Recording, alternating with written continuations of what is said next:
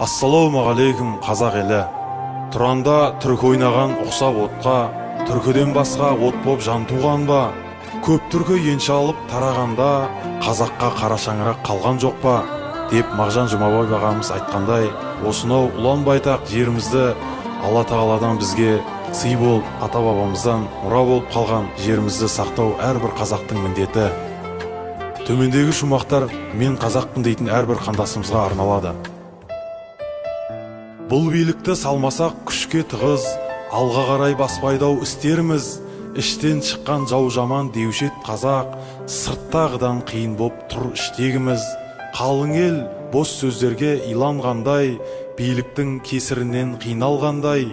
Шашып жейтін сұңқар емес бұл билікке, басып жейтін қарғалар жиналғандай. Халықпен келмей билік келісімге, қолсынса қалып жатыр жеңішінде. Ел қаласа хан түйесін сойушы еді, ал қазір боп тұрғандай керісінше. 5 күн жалған емес қой тағдыр мазақ, артымызда игі іс қалдырмасақ. Ел тағдыры талқыға түскен кезде, аттандап атқа қонсын әрбір қазақ. Халқым деп батыл іске бет түзедім, қайтсем елді жайлы өмірге жеткіземін. Тасада басын сұғып тығылғанды, отанға жан ашымас деп білемін.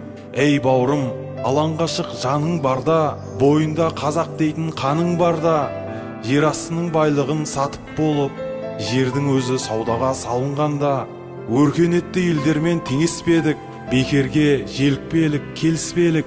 Қасыққаны қалғанша жер қорғаған, батырлардың ұрпағы емеспедік. Жаратқан бір Аллаға жүгінемін, кей қандастың ісіне түңілемін. Ақиқаттың жолында ат салысу әр қазаққа міндетті деп түсінемін. Көк тудың желбірегені жаныма қуат береді. Таласқа түссе жан мен ту, жан емес маған керегі. Көк тудың желбірегені таласқа түссе жан мен ту, жан емес маған керегі. Көк тудың желбірегені